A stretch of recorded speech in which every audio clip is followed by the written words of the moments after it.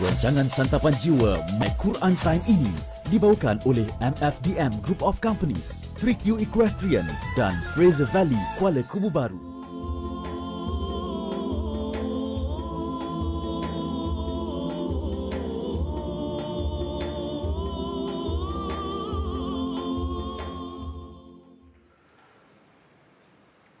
أعوذ بالله من الشيطان الرجيم بسم الله الرحمن الرحيم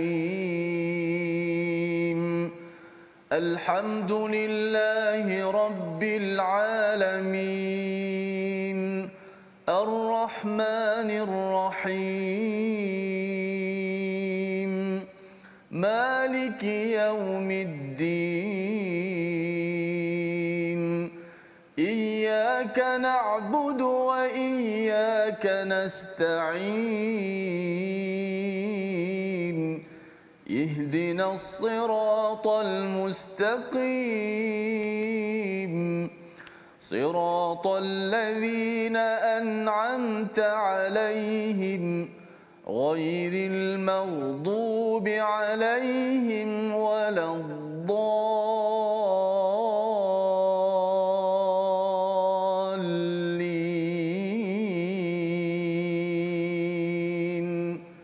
آمين.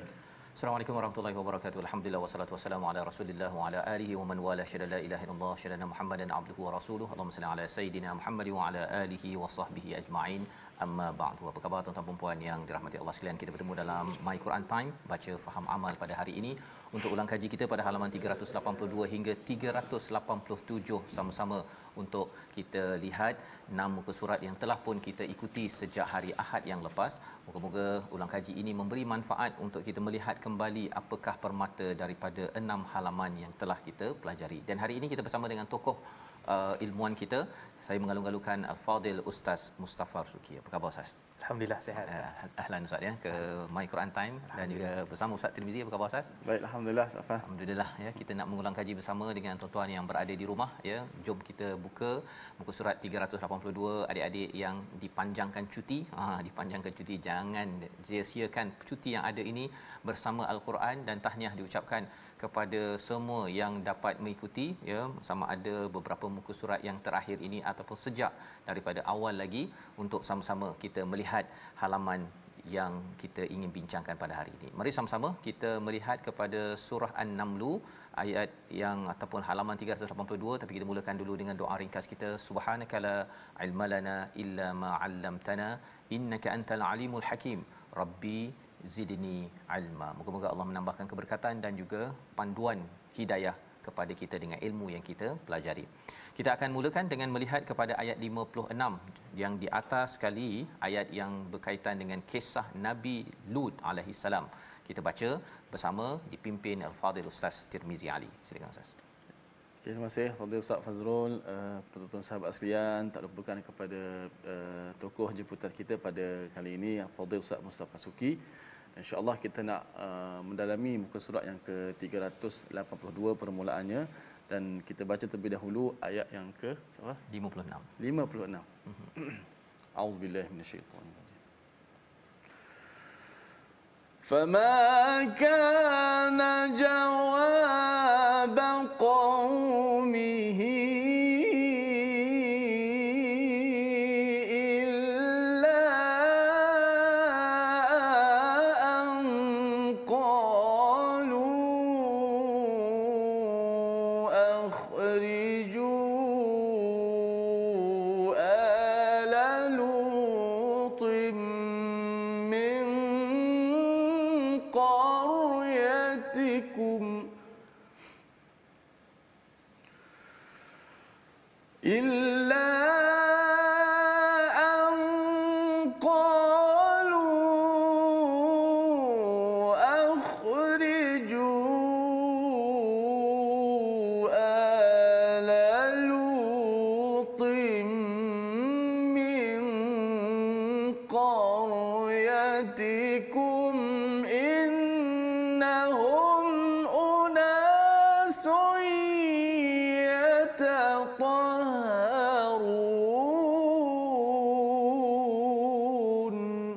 Sadaqallah. Surah Al-Azim, jawapan kaumnya tidak lain hanya dengan mengatakan kepada Nabi Lut alaihi salam, usirlah Lut dan keluarganya daripada negerimu, sesungguhnya mereka adalah orang yang menganggap dirinya suci. Ini adalah respon daripada kaum Nabi Lut yang diingatkan oleh Nabi Lut tentang betapa mereka ini mendatangi kepada golongan lelaki LGBTQ. Kalau kita kaitkan pada zaman sekarang, ya, pada jantina yang sama, maka mereka mengambil sesuatu keputusan di sini dan mereka menggunakan perkataan di sini dalam ayat ini, innahum unasun yatatahharun. Mereka ini menganggap sebagai orang-orang yang suci. Kalau boleh Ustaz Al-Fadhil Ustaz Mustafa menjelaskan tentang respon ini, sebenarnya maksudnya apa Ustaz ya, bila istilah unasun yatatahharun digunakan di sini, dan lebih daripada itu untuk kita memahami zaman ini, adakah zaman ini psikologi ini perlu kita beri perhatian kepada kumpulan yang mengamalkan amalan songsang ini? Silakan. Baik, bismillah wassalatu wassalamu ala Rasulillah. Allahumma salli wa sallim ala Muhammad wa ala alihi wa ashabihi wa man tabi'ahum bi ihsanin ila yaumiddin. Amma ba'd. Yang saya muliakan Ustaz Faz, Ustaz Tirmizi, alhamdulillah rupanya sedar tak sedar dah sampai 382 muka surat. Ya. Masya-Allah, perjalanan yang amat panjang. Juz 20 juz 20 juz berkait dengan My Quran Time yang kita ada pada hari ini. Alhamdulillah, ini adalah semua kita kata pihak bekerjasama. Betul. Terutamanya diberikan kesihatan kepada Ustaz Faz, Ustaz Tirmizi yang bersama pada kita pada kali ini, insya-Allah. Alhamdulillah. Baik, jadi bila kita sebut pada ayat ini, ayat yang ke-56, dia sebenarnya adalah respon jawapan balas daripada kaum Nabi Lut kepada Nabi Lut alaihissalam, ketika mana Nabi Lut ajak mereka buat baik. Nabi Lut ajak mereka berubah. Nabi Lut ajak mereka menjauhi apa yang disebut pada ayat 381, cerita semua tentang LGBTQ lah yang disebutkan tadi tu. Jadi bila kita melihat pada ayat ini, sebenarnya ayat ni juga pernah disebut pada surah A'raf ayat 82, yang mana Allah sebut pada perkataan yang sama tetapi tak sebut ala Lut. Jadi ayat ni menjelaskan sebenarnya dialog ni antara siapa? Rupanya antara Nabi Lut dan juga kaumnya. Sebab sebelum ni tak jelas kaum tu siapa ataupun siapakah yang diusir itu, yang akan diusirkan. Maka ayat ini menjawab, iaitulah keluarga Nabi Lut alaihissalam. Baik, jadi bila kita sebut tentang ayat ini dan responnya di situ adalah perkataan unasun. Unasun ni ialah sebenarnya orang ramai juga. Ramai. Cuma kalau kita tengok kata Syekh Dr. Fadhil Salih Samarai, satu ulama hebat dalam bidang bahasa Al-Quran ini, beliau menyatakan di sana ada perkataan nas, ada perkataan insan, ada perkataan unas. Jadi tiga-tiga perkataan ini sebenarnya dia merespon ataupun merujuk kepada manusia. Tetapi hakikatnya kelompok itu ataupun berapa jumlahnya. Itu beza dia. Kalau insan tu satu saja, singular. Kalau plural pula dipanggil nas. Minal jinnati wan nas dan sebagainya. Adapun unas ni dia kelompok kecil. Kelompok kecil, maksud dia di tengah-tengah. Kalau kita kata contohnya hypermarket besar tu, kan. Jadi kat situ ada bahagian pinggan mangkuk. Bahagian pinggan mangkuk tu unas. Itu dia bahagian dia. Tapi yang hyper tu dipanggil nas. Itu dia punya kaedah bagi kita mudah faham. Kalau satu nas. Mangkuk tu insan. Satu saja mangkuk. Itu dia punya kaedah. Okey, jadi kalau kita lihat pada ayat ni Allah sebut sebanyak 6 tempat. 6 tempat. Dan bila kita tengok apa yang sesuai pada keadaan hari ini, kalau kita tengok ni respon dia ialah innahum unasun yatatahharun. Bila mana Nabi Lut dakwah kepada kaumnya dan kemudian respon dia ialah leh engkau ni anggap diri suci, boleh belah lah. Macam tu lah. So kita hari ni kalau tengok pada para pendakwah ataupun orang-orang yang mengajak kepada kebaikan, tak mesti pendakwah, siapa-siapa saja yang kadang-kadang tu nak ajak manusia buat baik, maka dia akan dapat tentangan seperti ini. Ni antaranya. Lah engkau anggap suci, alah bajet suci lah. Macam tu kan. Itu biasa perkataan tu. Gen syurga lah. Syurga kan. Jadi perkataan seperti itu biasanya akan mendapat tentangan bagi orang yang nak ajak manusia kepada buat baik. Itu satu. Yang kedua, di sini kalau kita akan tengok bahawa sebenarnya kelompok yang ramai belum tentu betul. Kalau kita tengok ni, kalau dia daripada kelompok kecil nak bandingkan Nabi Lut dengan kaum dia, sudah tentu kaum dia lebih ramai. Jadi perbuatan mereka tu belum tentu betul. Jadi sebab tu pada hari ni kalau kita tengok bila tengok pada orang yang buat tu, ni orang ramai dah buat ni, ni semua orang buat ni, kadang-kadang kena tengok. Sebab tu kita punya garis panduan kita, apa yang kita ada pada hari ni, Quran dengan sunnah. Kalau Quran dengan sunnah tu kita tengok, orang ramai dah buat, Quran sunnah ke tepi, maka pada waktu tu bencanalah kehidupan kita, kerana apa yang kita sepatutnya pegang maka kita telah jauhi. Dan kalau tengok juga pada ayat ni, rupanya Allah Subhanahu Wa Taala jadikan kita satu orang yang umatud dakwah. dan juga ummatul ijabah. Dakwah ni maksudnya kita kena buat kerja kebaikan apa keadaan sekalipun. Hari ni kalau kita tengok contoh berapa sebelum ni cerita tentang banjir. Kan kalau tengok ada orang pergi turun ke lapangan, dia pergi cuci. Ada orang kadang-kadang dia pergi bagi bantuan saja. Ada orang dia up status Facebook. Semua orang main peranan. Dan tak boleh kita nak condemn engkau ni setakat dekat Facebook je kan, kau ni setakat pergi cuci pinggan ke apa semua kan, kau ni semua kita kerjasama. Jadi kalau kita ada ke arah kerjasama, ke arah kebaikan untuk bantu tolong manusia, maka yang tu kita nampak bahawa dia adalah satu benda yang kita tetap terus untuk melakukan kebaikan kepada Allah Subhanahu wa taala. Wallahu a'lam. InsyaAllah itu ada beberapa poin yang kita dapat daripada tadabbur ayat yang ke-56 sebagai ulang kaji pada halaman 382 ini, bagaimana dialog respon daripada kaum Nabi Lut itu ya kepada ala Lut ya, kepada keluarga Lut itu adalah satu perkara yang penting kita fahami, bahawa kita juga nak mengikut pada ala Lut Ustaz ya. Maksudnya keluarga Lut itu kecuali adalah dalam ayat 57 itu kecuali isterinya ya, isterinya yang digelar ataupun al-ghabirin yang tertinggal kerana dia meninggalkan ajaran kebaikan yang disuruh oleh suaminya sendiri.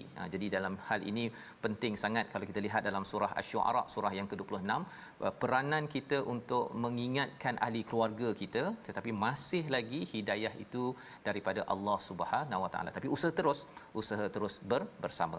Baik, kita bergerak kepada halaman 383. Kita mengambil beberapa panduan di sini pada ayat yang ke-69. Alang-alang kita ni ada orang dia pergi berjalan Ustaz ya. Berjalan dan Allah kata memang ya berjalan ini bagus, tetapi apakah peranan berjalan ini? Kita baca ayat 69 surah An-Naml. Silakan Ustaz. A'udzubillahi minasyaitonirrajim. Bismillahirrahmanirrahim. Qul siru fil ardi fanzuru kaifa kana aqibatul mujrimin.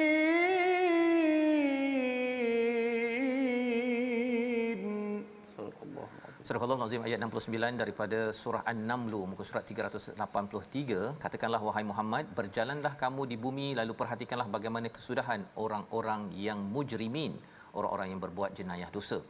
Wala tahzan, diteruskan lagi, dan janganlah engkau bersedih hati terhadap mereka dan janganlah merasa sempit terhadap tipu daya mereka. Mungkin dua ayat ini Ustaz ya, kalau Ustaz boleh cerahkan seruan untuk berjalan ini ada dalam surah Ali Imran, ada dalam banyak surah termasuk surah An-Naml ini.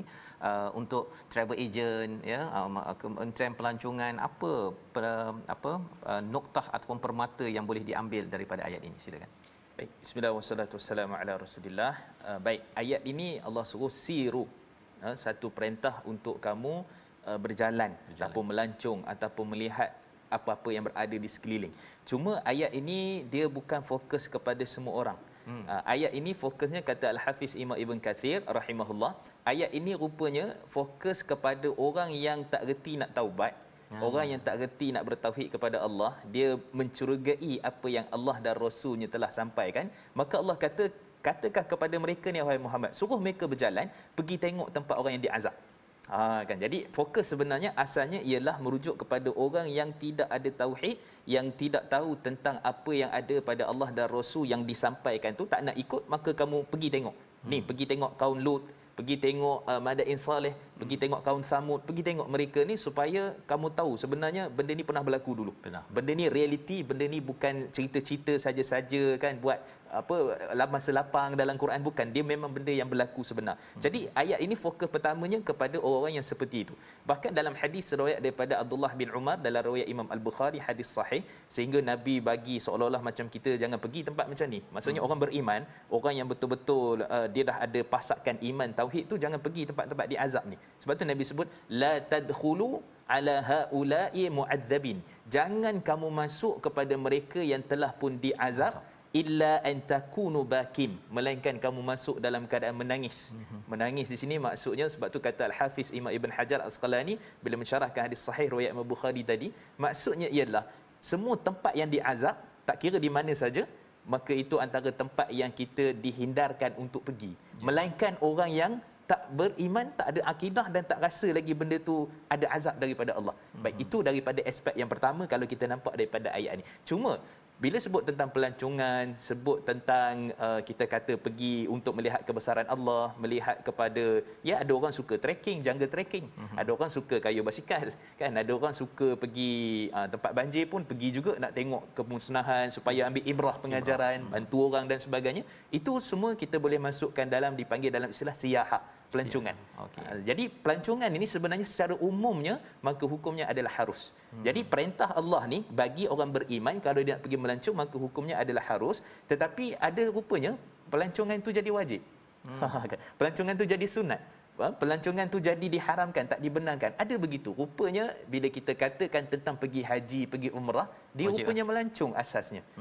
Jadi sebab tu dalam hadis riwayat pada Abu Daud, hadis yang hasan, kata Nabi SAW, inna siyaha ummati, sesungguhnya iaitulah pelancongan ataupun pergi keluar melihat kebesaran Allah, kehebatan Allah di kalangan umat aku, kata Nabi SAW, jihad fi sabilillah. Dia merupakan jihad di jalan Allah. Maka maksudnya kalau kita pergi haji tu maksud tujuan memang melancong, tapi bukanlah tujuan melencong. Dia ada beza tu kan. Maksudnya istilah yang kita guna pakai itu sebenarnya memang melancong, tapi kita pergi buat ibadah yang wajib. Ada pergi buat ibadah yang sunat. Pergi umrah contohnya. Maka semua tu adalah benda yang dikira ganjaran pahala di sisi Allah Subhanahu Wa Taala. Maka bila Ustaz Fas kaitkan tadi dengan travel agency dan sebagainya, maka hari ini kita tengok memang semua diujilah.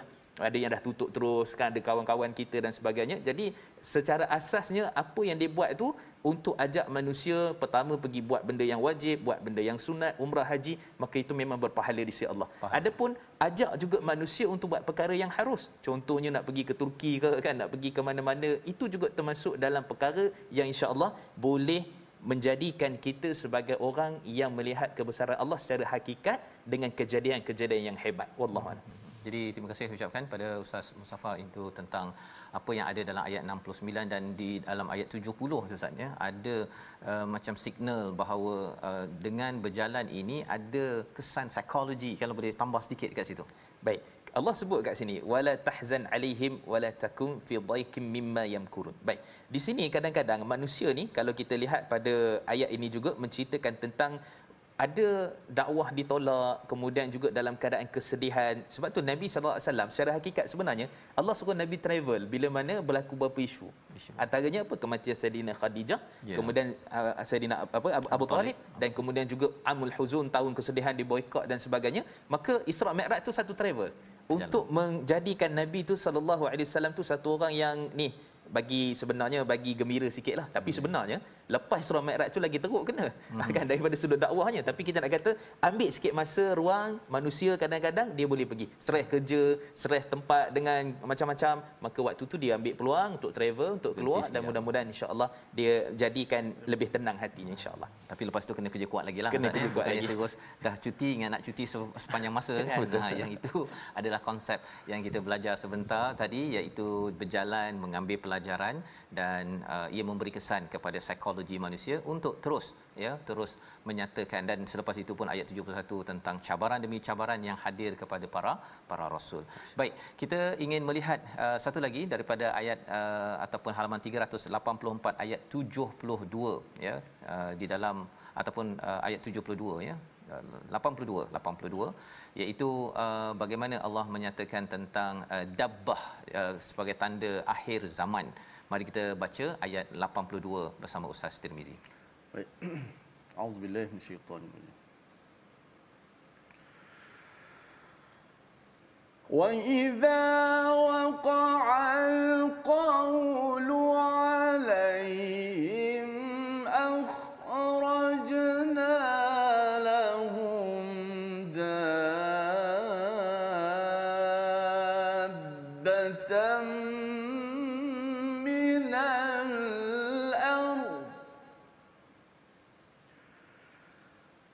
أخرجنا لهم دابة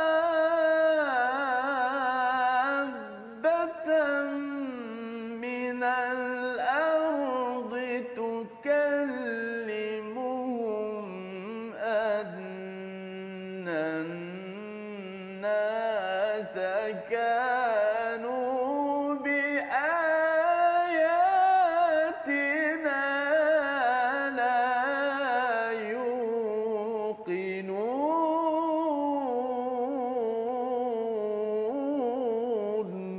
صدق الله.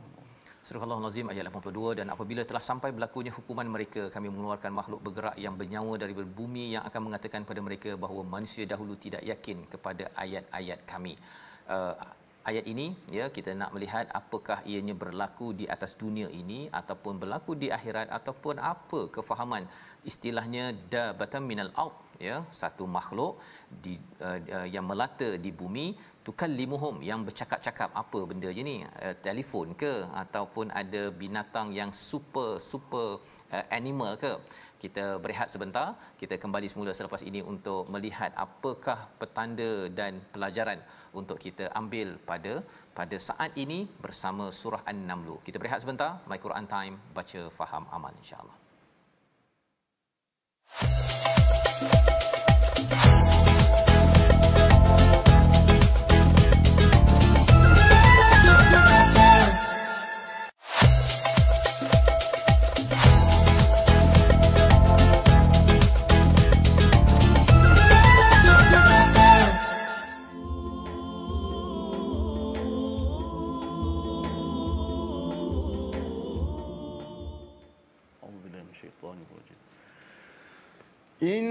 إنك لا تسمع الموتى ولا تسمع الصم الدعاء إذا ولوا مدبرين. صدق الله. Kembali kita dalam My Quran Time, baca, faham, amal kita pada hari ini. Dan sebentar tadi Ustaz Tirmizi membacakan ayat 80. Sesungguhnya engkau tidak dapat menjadikan orang yang mati dapat mendengar, dan tidak pula menjadikan orang yang tuli dapat mendengar seruan apabila mereka telah berpaling ke belakang. Nak menunjukkan bahawa sebenarnya manusia sudah tentunya tidak dapat memberi hidayah. Dan kita sudah pun belajar bahawa ataupun membaca daripada ayat 82 sebentar tadi tentang istilah dabatu minal ard. Kita nak tahu sebenarnya apa makhluk ini, diterjemahkan sebagai binatang melata. Betulkah ianya? Terjemahannya ataupun komentar pencerahan daripada Al-Fadil Ustaz Mustafa. Silakan Ustaz. Baik, bismillah wassalatu wassalamu ala Rasulillah. Sedang penonton, Ustaz Faz, Ustaz Tir. Baik, bila sebut tentang dalam istilah ini dia panggil dabatul ard. Maksudnya binatang melata di bumi. Dan dia sebenarnya juga disebut dalam surah Hud pada ayat yang ke-6. Jadi tapi dia ada sikit kaitan, tapi yang ni fokus khusus bila keluar dekat akhir zaman nanti. Yang surah Hud tu wama fil wa min dabbatin fil ardi illa 'ala Allahi rizquha illa 'ala Allahi rizquha. Allah sebutkan tentang kata Imam Ibn Kathir, tidaklah semua binatang yang melata di atas muka bumi ni melainkan Allah telah jamin rezekinya. Maksudnya segala jenis binatang di laut, di lautan, segala yang ada yang Allah ciptakan, maka Allah telah jamin rezekinya. Yang tu semua jenis binatang. Tapi yang ni dia ada special sikit, khusus. Dabatul ard ni iaitulah satu jenis binatang yang akan keluar pada akhir zaman, yang mana tujuan dia ialah, sebab tu dalam riwayat daripada Huzaifah dalam riwayat Imam Ahmad hadis sahih menceritakan tentang 10 tanda kiamat. Maka salah satunya adalah keluar binatang melata di atas muka bumi. Apa binatang melata ni? Kata Al-Hafiz Imam Al-Qurtubi, maksudnya ialah unta daripada keturunan ataupun unta Nabi Saleh, anak unta Nabi Saleh. Itu binatang tu. Yang tu dipanggil dabatul ard. Yang disembelih tu ke? Bukan. Yang tu yang apa ni daripada keturunan dia daripada itu. Daripada tu. Maksudnya nak bagi tahu bahawa itu salah satu jenis binatang lah. Tapi ada pendapat ulama lain. Contohnya Saidina Abdullah ibn Abbas menyatakan ular yang duduk di bawah tepi tebing Kaabah. Sejenis ular. Itu dabah yang akan keluar pada akhir zaman. Tapi sebenarnya cantiknya, moleknya, agama ni ataupun secara khususnya tak ada dalam sebut dalam Quran dan hadis secara sarih, secara jelas apa sebenarnya dabah. Tapi pendapat ulama sedemikian. Cuma tugas dia ni ialah salah satunya adalah tukallimuhum, iaitulah dia akan bercakap-cakap dengan manusia. Bercakap ni apa sebenarnya? Maka di sini ada sebahagian di kalangan para ulama membawa satu hadis dalam riwayat Imam Ahmad, maksudnya ialah bercakap. Dia sebenarnya akan keluar nanti, dan riwayat tu, hadis tu boleh dijadikan hujah lah, statusnya hasan. Bila dia keluar nanti, dia akan bawa tongkat dan cincin Nabi Sulaiman. Bila keluar tu. Dan bila keluar tu nanti dia akan pergi mak ataupun akan pergi marking lah. Mana orang Islam, mana orang yang kafir, dia akan ada tanda. Jadi tukallimuhum tu menyatakan maksudnya adalah memberikan tanda. Tanda tu maksudnya kalau orang kafir tahu dah ni kafir, orang beriman dia akan tanda nur dan cahaya di wajahnya pada akhir zaman ketika mana keluarnya dabbah. Itu sebahagian pandangan pendapat berdasarkan hadis riwayat Imam Ahmad. Sebahagian kata memang bercakap sungguh. Maksudnya unta tu nanti akan bercakap, dikatakan ular itu nanti akan bercakap kepada manusia tentang apa? Tentang kamu dulu buat satu perkara yang Allah telah murka. Kamu termasuk dalam orang yang diazab dan sebagainya. Jadi kita tengok benda ni bukan tunggu tanda. Sebenarnya kita bersedialah terhadap apa yang Allah telah sebutkan ini. Dan ini sebahagian daripada tanda-tanda kekuasaan, kehebatan Allah, alamat. Kan kalau contohnya kita kata saya baru minggu sebelum ni balik kampung, bila air naik tu ada siren, bunyi air naik. Jadi itu petanda air naik. Yang ni petanda yang Allah kata kiamat. Jangan kamu tunggu. Ini kita kiamat besar. Jadi waktu tu kita usaha dan dabbah ni dia akan waktu tu dah tak ada apa-apa lagi, manusia dah jauh pada Quran, dah lari daripada agama dan tauhid, maka dia akan keluar. Dan kata hadis sahih dalam riwayat Imam Muslim, dia keluar pada waktu duha, pada waktu pagi. Wallahu alam. Jadi maksudnya ini petanda Ustaznya. Cara kita berinteraksi dengan petanda tu, kalau ada petanda air akan naik, jangan tunggu air naik baru nak angkat barang. Betul. Kan. Kena awal-awal lagi, dan kalau boleh bina tembok betul-betul.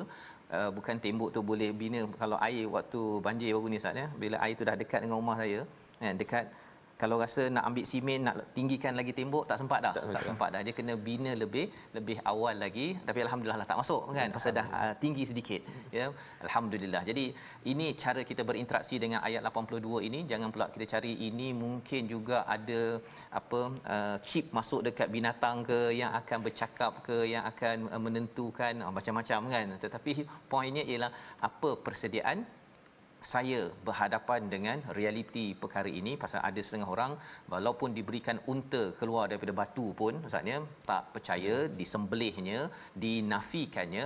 Ada orang yang menyatakan bahawa betul ke air akan naik, dia tak kisah pun, tapi bila nampak betul-betul ianya sudah terlambat. Jadi ini pelajaran yang kita ambil berinteraksi dengan ayat ini. Jangan kita istilahnya Ustaznya, dia petanda akhir zaman ni setengah orang dia cuba untuk mensensasikan dia tu kan dengan pelbagai tafsiran, tapi rupa-rupanya persediaan kita itu lebih lagi utama. Baik, kita bergerak kepada halaman 385 di hujung surah An-Naml ya, di mana kita akan membaca ayat 92, satu seruan daripada Allah Subhanahu Wa Taala untuk tilawah Al-Quran. Mari kita baca ayat 92 dipimpin Ustaz Tirmizi. A'udzubillahi Bismillahirrahmanirrahim. Wa an atlu al-Qur'an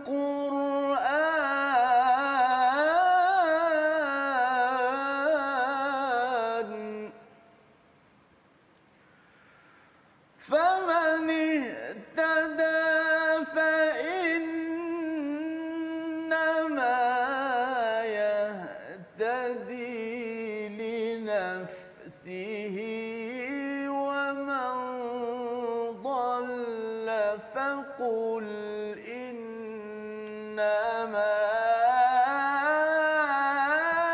أنا من المنذرين. صدق الله. Dan aku membacakan Al-Quran kepada manusia, maka barang siapa mendapat petunjuk, sesungguhnya dia mendapat petunjuk untuk kebaikan dirinya, dan barang siapa sesat, maka katakanlah sesungguhnya aku ini tidak lain hanyalah salah seorang pemberi peringatan. Kita bertemu dengan perkataan atluwal Quran, ada kaitan dengan perkataan tilawah itu. Kalau boleh Ustaz Mustafa boleh mencerahkan wahyu pertama Ustaz, Iqra kan, qiraah itu tadi. Di sini ada tilawah. Mungkin ada istilah lain lagi dalam Al-Quran ini, tapi kalau beza tilawah dengan Iqra ini apa bezanya untuk kita laksanakan dalam hidup kita? Sila Ustaz. Baik, bismillah wassalatu wassalamu ala Rasulillah. Iqra dia fokus kepada bacaan itu. Sebab tu kata Syekh Dr. Salih Fadhil Samarai menyatakan bahawa Iqra ni kalau kita baca sad, baca dah. Kata sebut ta, kira baca dah. Tapi bila sebut tilawah itu maksud dia himpunan susunan perkataan yang lengkap. Sebab tu dipanggil tilawah, kerana biasanya nak sampai kepada tahap kita faham tu dia perlu kepada perkataan-perkataan dan digabungkan dan akhirnya kita akan memberi faham. Itu baru satu maksud tu.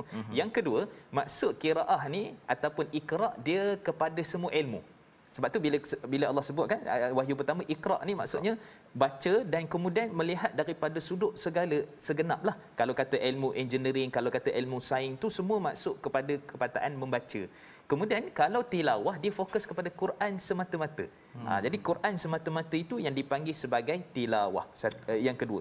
Yang ketiga, maksud Iqra ni juga dia lebih fokus kepada baca untuk dapat pahala saja. Baca untuk dapat pahala saja. Dan kemudian bila kita sebut pula tentang tilawah, dia baca dengan amal. Baca dengan amal. Jadi kalau tengok pada ayat ni, kalau kita pastikan famanihtada fa innama yahtadi li nafsi. Maksudnya dengan kita mentilawahkan Quran, baca dengan faham, dengan amal, maka siapa yang mana Allah berikan petunjuk dengan Quran, dengan tilawah itu, maka dia akan diberikan petunjuk oleh Allah Subhanahu Wa Taala. Dan kemudian yang keempat juga maksud Iqra ni dia biasanya untuk diri, dan kemudian kalau sebut tentang tilawah itu dia ada unsur masuk konsep untuk disampaikan. Sebab contoh kalau Allah sebut dalam surah Isra pada ayat 14, Iqra kitabaka kafa binafsik.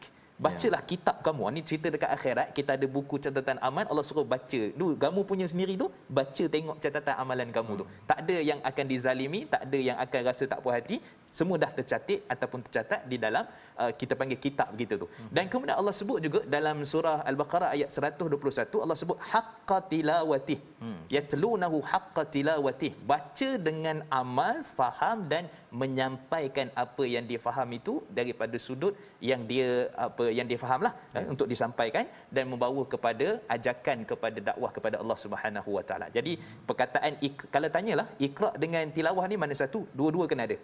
Dua-dua kena ada. Dia tak boleh salah satu tinggal sebab tilawah semata-mata tumpu pada ni tapi tak baca Quran. Tak jadi juga. Baca Quran tapi tak tumpu pula juga kepada tadabbur macam kita lakukan ni juga sia-sia. Jadi dua ni mesti ada. Allah Masya-Allah ya. Jadi itu adalah beza di antara Iqra dan juga baca dan tilawah ini Ustaz ya.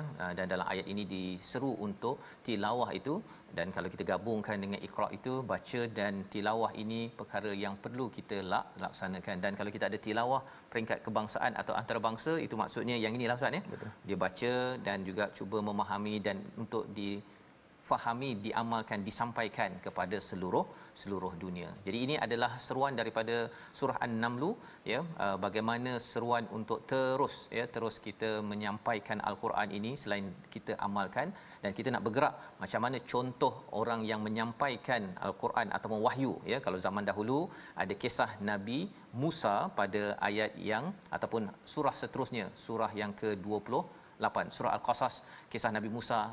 Kalau kita ambil musim ketiga, musim pertama dulu dekat mana? Musim kedua surah Taha Ustaz ya. Musim pertama itu pada surah sebelum ini. Boleh tinggalkan komen juga di ruang komen itu kalau siapa yang masih ingat musim pertama, kisah panjang tentang Nabi Musa ya.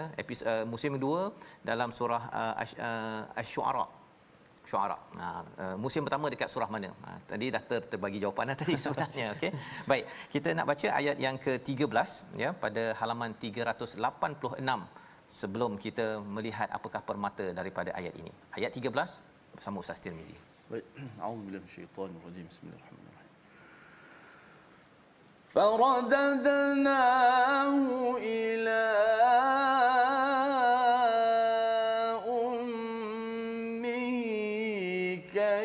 تقر عينها ولا تحزن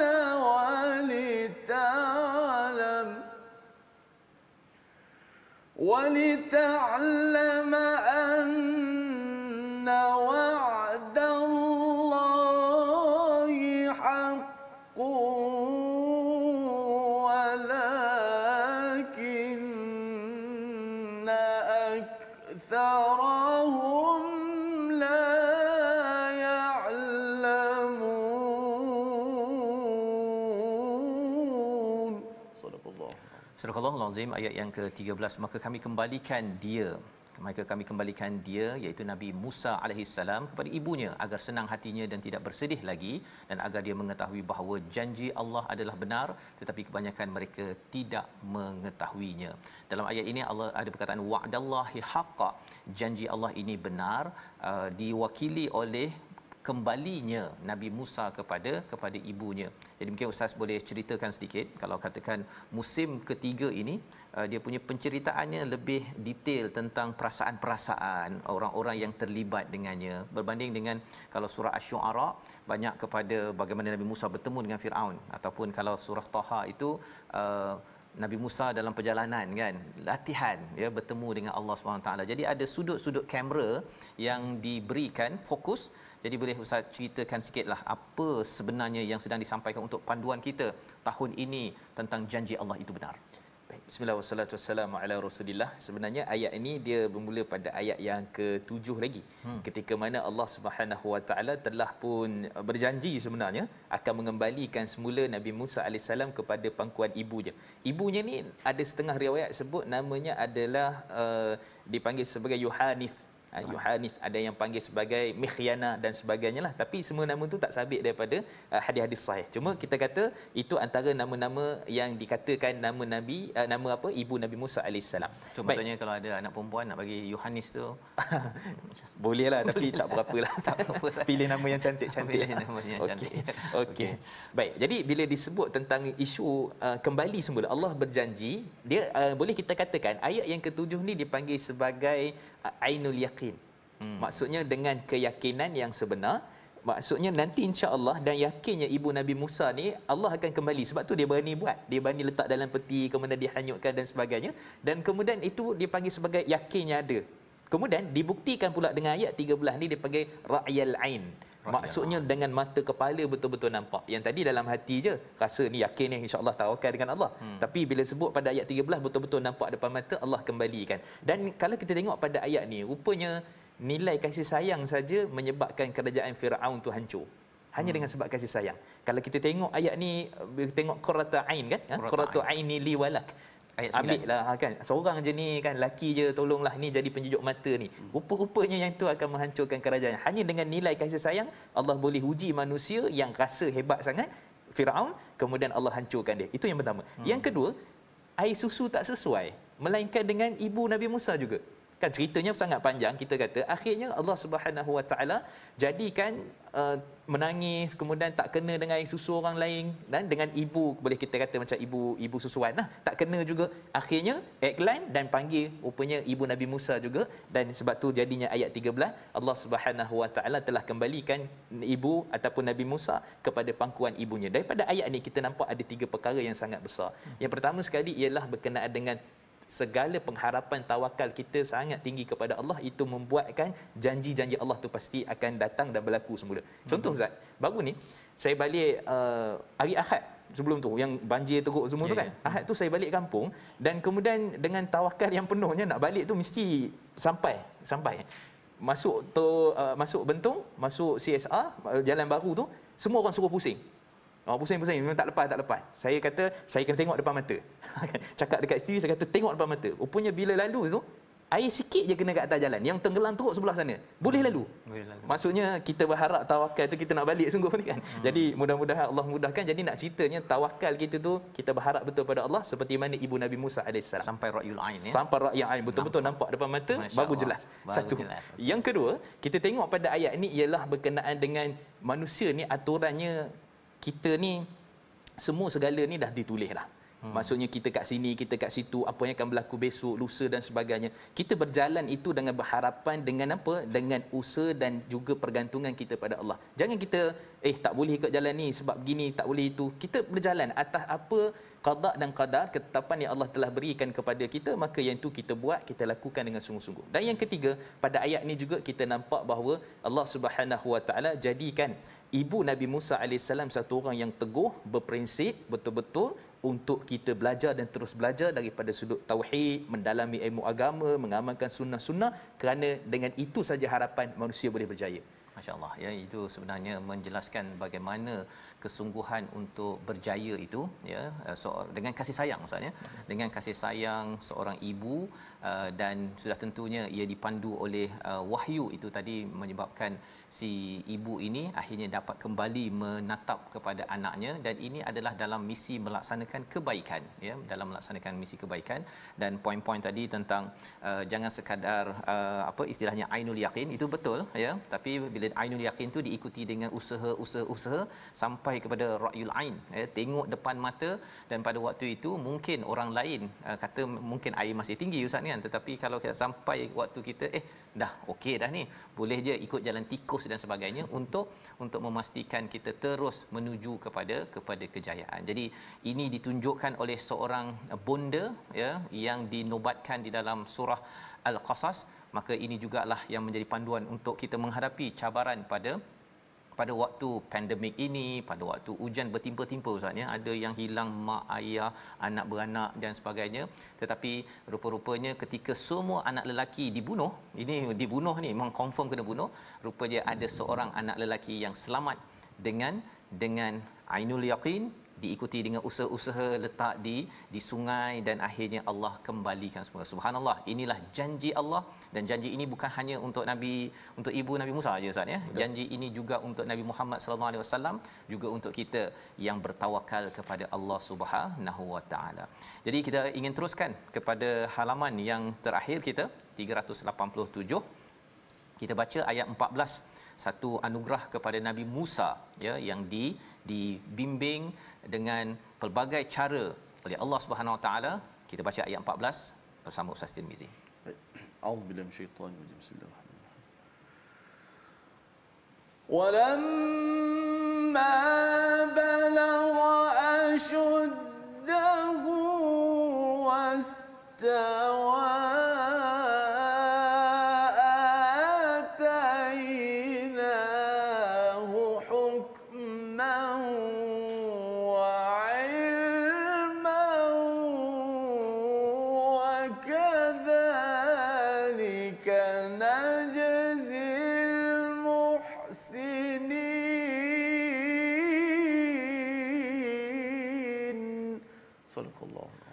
Dan setelah dia Nabi Musa dewasa dan sempurna akalnya, kami anugerahkan kepadanya hikmah, kenabian dan pengetahuan. Demikianlah kami memberi balasan kepada orang-orang yang berbuat ihsan, muhsinin. Dua perkara yang dianugerahkan, hukma wa ilma. Kalau boleh Ustaz jelaskan, biasanya kalau hukma hikmah ini dia datang selepas ilmu kan, tapi ini dimulakan dengan hukma wa ilma. Silakan Ustaz. Baik, bismillah wassalatu wassalamu ala Rasulillah. Ustaz Faz, Ustaz Tir, sedang menonton. Rupanya ini adalah satu tarbiyah kepada Nabi Musa AS. Pernah berlaku juga dalam surah Yusuf pada ayat 22, ketika mana Nabi Yusuf nak diangkat jadi Nabi tu, dia ada juga tentang hukma wa ilma. Jadi ini kita kata satu benda yang, satu tarbiyah yang sangat hebat untuk satu orang itu untuk diangkat jadi Nabi Allah Subhanahu Wa Taala. Baik, bila tengok pada ayat ni wastawa ketika mana sampai umur tertentu, dan juga wastawa ni para ulama bincang umur berapa sebenarnya. Kata Imam Mujahid umur 40 tahun. 40 tahun. Kata Saidina Abdullah bin Abbas umur 30 tahun. 33 tahun lebih kurang. Jadi maksudnya dia dah sampai umur matang. Cuma ayat ni dia belum jadi lantik jadi nabi lagi. Sebab lantik jadi nabi adalah pada di Tur Sina. Kan waktu tu. Jadi sebelum ni belum lagi. Tapi bila sebut tentang hukma wa ilma, sebab tu kata sebahagian para ulama tafsir, antaranya Imam Al-Baghawi, Syekh Abdul Rahman bin Nasir Sa'di dan sebagainya, menyatakan maksud hukma ni dia adalah sifat kenabian itu sendiri. Sifat kenabian. Belum nabi lagi. Maksudnya untuk lantikan jadi nabi tu dia dah ada, kita panggil istilahnya apa ya, sebagai offer letter lah kot. Tapi belum lagi confirm masuk lagi. Lebih kurang macam tu lah, tapi tak boleh nak kata macam tu kan. Cuma kita kata secara ringkasnya kita dapat faham bahawa hukmah ni dia memang nak pergi lantikan tu nak jadi nabi lah. Sebab tu hikmah, kebijaksanaan apa semua ni dia adalah satu benda anugerah yang Allah bagi hanya untuk nabi, tapi hikmah, kebijaksanaan juga boleh jadi Allah bagi kepada manusia. Dia bukan sekadar ilmu. Ada orang dia ada ilmu tapi tindakan dia nampak macam tak berapa nak cantik daripada sudut dia. Dia tahu maksudnya nak langgar apa isyarat tu tak boleh ni kan. Tapi tindakan dia tu kadang-kadang dia langgar juga. Jadi tak hikmah. Jadi tak hikmah. Maksudnya di sini kalau kita nampak gabungan hikmah dengan ilmu ni dia ada pada manusia, tapi kalau khusus kepada untuk nabi maka dia adalah hikmah semata-mata untuk dilantik sebagai kenabian yang kita sebutkan. Dan Allah sebut akhir sekali wa kadzalika najzil muhsinin. Muhsin di sini jadi orang baik ialah apa? Dengan sebab ilmu, dengan sebab tauhid, dengan sebab hikmah tadi adalah dia kalau betul-betul dia dapat, dia grab, dia cari, dia usaha, maka dia termasuk di kalangan orang yang muhsin. Insya-Allah ya. Jadi ini adalah perkara yang kita harapkan Allah juga anugerahkan kepada kita semua Ustaz ya. Dengan barakah dengan kita selalu membaca Al-Quran dan juga kita selalu ya menjadi orang yang berbuat baik. Allah berikan lagi dan lagi hikmah dan juga ilmu dalam kehidupan kita insya-Allah. Jadi kita berdoa pada Allah Subhanahu Wa Taala. Kita sudah pun mengulang kaji 6 halaman. Kita berdoa di hujung ini bersama Al-Fadil Ustaz Mustafa. Silakan Ustaz. A'udzubillahi minasyaitonirrajim. Bismillahirrahmanirrahim. Alhamdulillahirabbil alamin wassalatu wassalamu ala asyrafil anbiya'i wal mursalin wa ala alihi wa ashabihi ajma'in. Allahumma inna nas'aluka 'ilman nafi'a wa rizqan tayyiba wa 'amalan mutaqabbala. Rabbana atina fid dunya hasanah wa fil akhirati hasanatan wa qina 'adzabannar. Allahumma khtim lana bi husni khatimah wa la takhtim 'alaina ya Allah bi su'il khatimah. Wa sallallahu ala sayyidina Muhammad wa ala alihi wa sahbihi wa baraka wa sallam. Alhamdulillahirabbil alamin. Amin ya rabbal alamin. Moga-moga Allah mengabulkan doa kita pada hari ini untuk kita terus menjejak kepada kisah Nabi Musa, nabi-nabi yang kita lihat dalam surah An-Naml, dan inilah yang kita ingin gerakkan dalam tabung gerakan Al-Quran untuk sama-sama tuan-tuan nilai daripada Al-Quran ini kita dapat lebarkan dan kita mendapat hikmah, mendapat ilmu yang memimpin masyarakat, bukannya hanya mengikut kepada pendapat diri sahaja. InsyaAllah kita bertemu dalam ulangan pada malam ini jam 11 dan juga pada hari esok, dan kita akan menyambung halaman baru daripada halaman 388 menyambung surah Al-Qasas insya-Allah. Kita bertemu lagi dalam My Quran Time, baca faham amal insya-Allah.